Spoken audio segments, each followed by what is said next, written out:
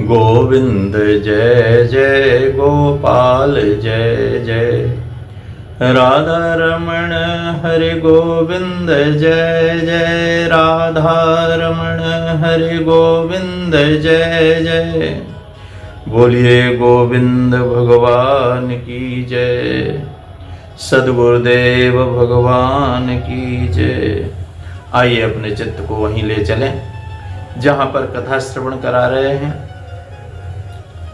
सभी ने निश्चय किया कि सुबह पितामह भीष्म के पास चलेंगे जो सरसैया पर पड़े हुए हैं और निरंतर चिंतन भगवान के चरणों का कर रहे हैं।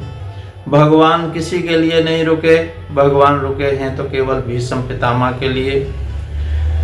और सभी अपने अपने रथों पर तैयार होकर के और सब चलते हैं। जाकर के वहाँ खड़े हुए भीष्म पितामह के सामने, और भीष्म पितामह ने कहा, अर्जुन क्या तुम लोग आए हो? भगवान कृष्ण नहीं आए?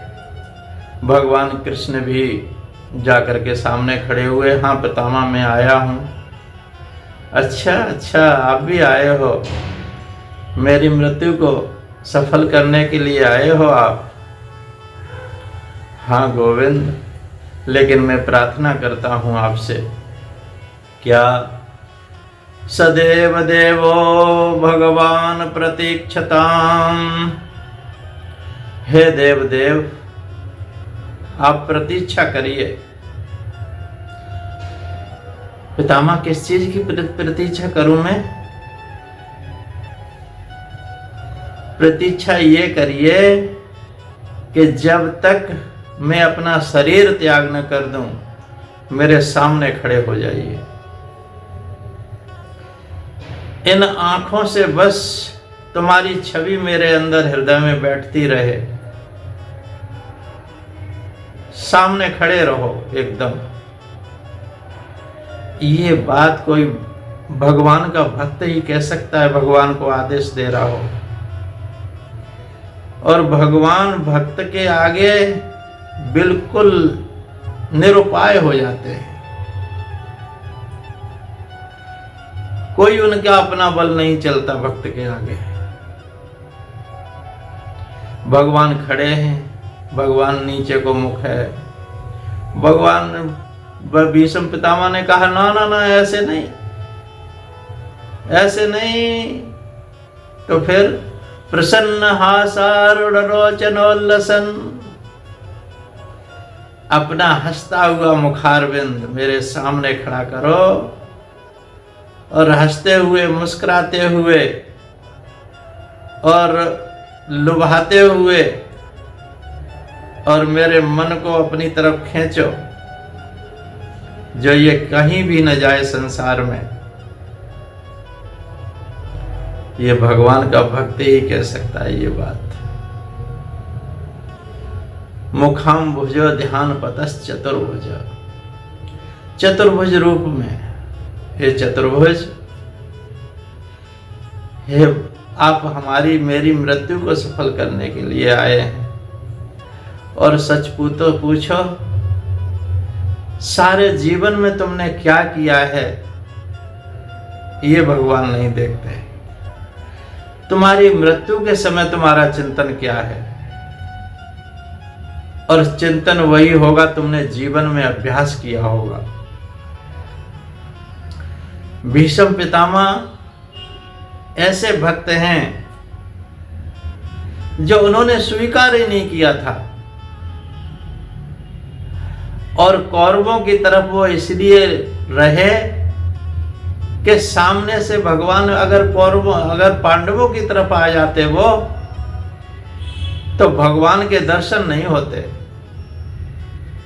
भगवान के दर्शन हो रहे थे उधर से।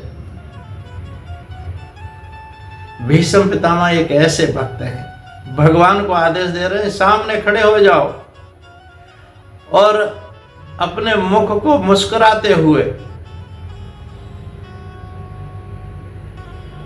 प्रभु रोज प्रार्थना करो प्रभु से कि मेरी मृत्यु के समय जरूर आना।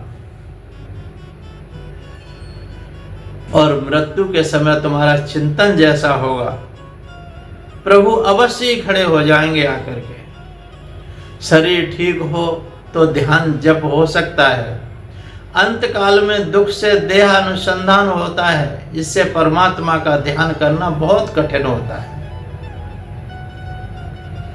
देह में बहुत दुख होते हैं अंतिम समय पे, और जिसका मन भगवान के तरफ होगा उसको देह में कुछ रहता ही नहीं है। जो संत होते हैं उनकी मृत्यु सफल होती है, मृत्यु सार्थक होती है। इसलिए संतों का क्या मनाया जाता है? निर्वाण दिवस मनाया जाता है। जन्म से ज्यादा मतलब नहीं होता।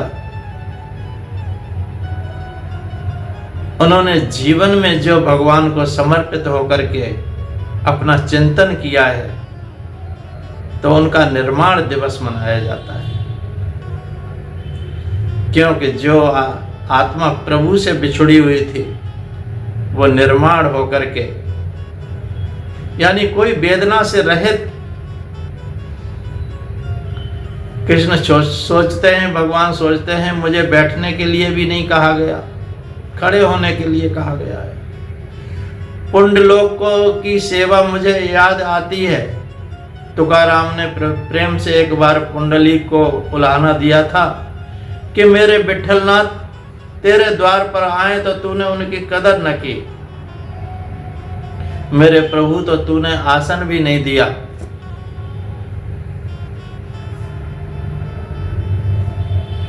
आसन भी नहीं दिया तूने तो।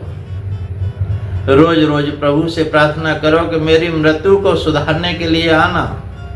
शरीर में जब शक्ति तो खूब भक्ति करो और प्रभु को मनाओ।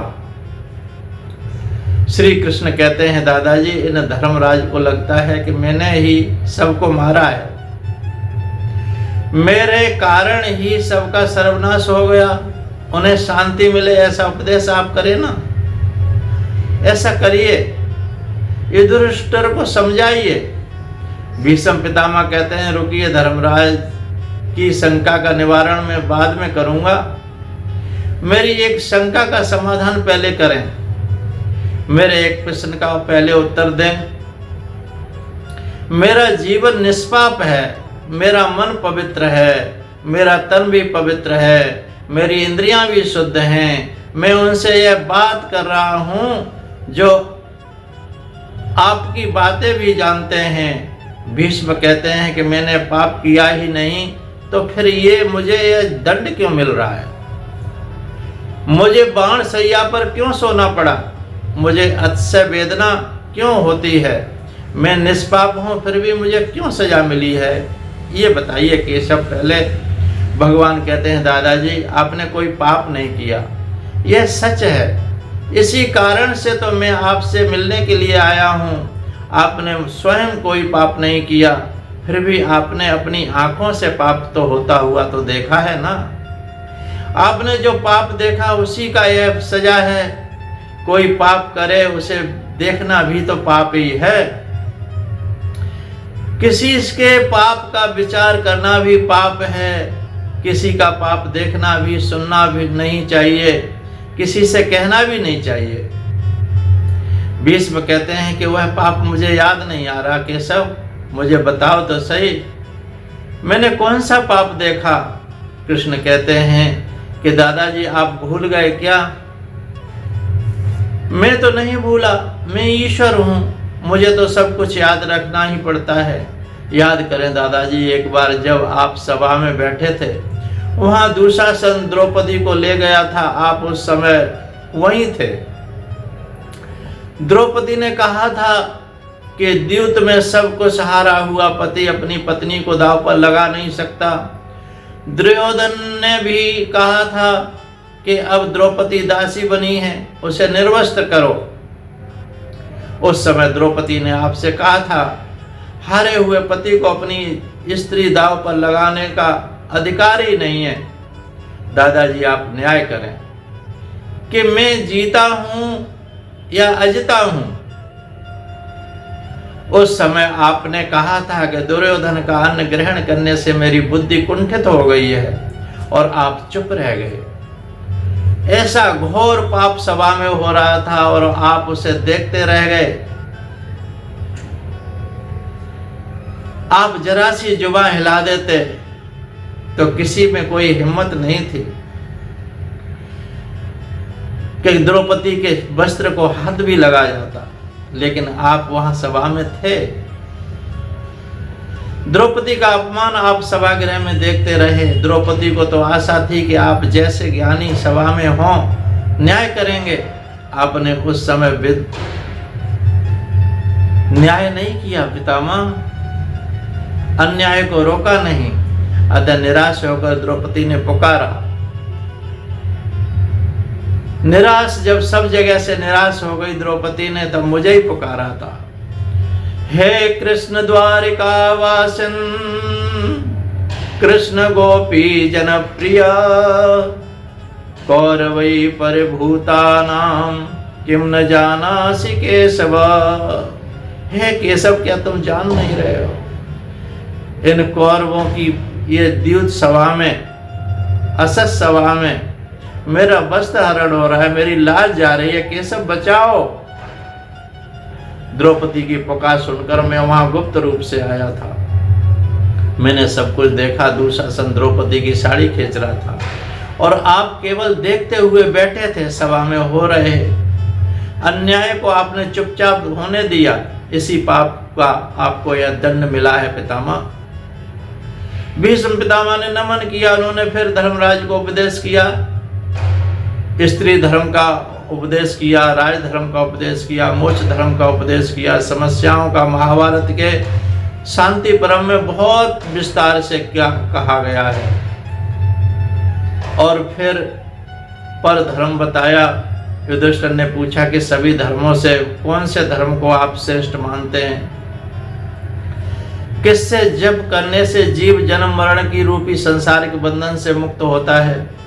पितामह ने कहा, स्थावर जंगम रूप संसार स्वामी ब्रह्मादि देवों के देव, काल और वस्तु से अपरिच्छिन्न, क्षर अक्षर से श्रेष्ठ पुरुषोत्तम के सहस्त्र नामों का निरंतर तत्परता से गुण संकीर्तन करने से मनुष्य सभी दुखों से मुक्त हो जाता है।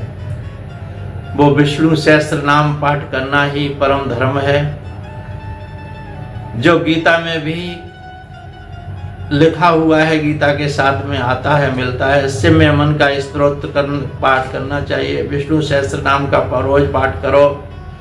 शिव जी की स्तुति करने से ज्ञान मिलता है, ज्ञान की भक्ति दृढ़ होती है। विष्णु भगवान की स्तुति करने से आप पाप जल जाते हैं। विष्णु सहस्त्र नाम के पाठ करने से ललाट पर लिखे हुए विधाता के लेख भी मिट जाते हैं। जन्म मरण के बंधन से जीव को वह मुक्त करता है। भगवान शंकराचार्य की विष्णु सहस्त्र नाम का पठन बहुत प्रिय था। उन्होंने सबसे पहले विष्णु सहस्त्र नाम ही भाग्य लिखा।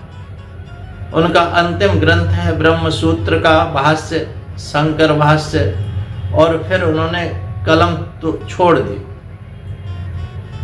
विष्णु सहस्त्र नाम का भाष्य कोई पढ़ सकता है, समझ सकता है, और नहीं समझने की जरूरत है। उसमें भगवान के नामों का ही वर्णन है। किसी से वो करवा ले, उच्चारण करवा ले जानकार से, और फिर उसका पाठ करें। भोजन की भांति भजन का भी नियम होना चाहिए जीवन में। 12 वर्ष तक नियम पूर्वक सत्कर्म करो, फिर अनुभव होगा। चाहे कोई भी काम हो, भगवान का भजन नियमित करो। जिस परमात्मा की कृपा से सुख मिला, पुत्र मिला, उस ठाकुर जी की सेवा श्रवण जीव न करे तो इससे बड़ा पाप और कौन सा होगा। बोलिए सच्चिदानंद भगवान की जय।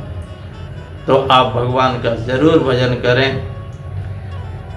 और अपने सामने जो भीष्म पितामह सरसैया पर लेटे हुए हैं, वो समर्थ होते हुए भी अपने आंखों के सामने पाप को देखते रहे। उसका परिणाम भगवान ने बताया कि यही है कि आपको कष्ट झेलना पड़ा है।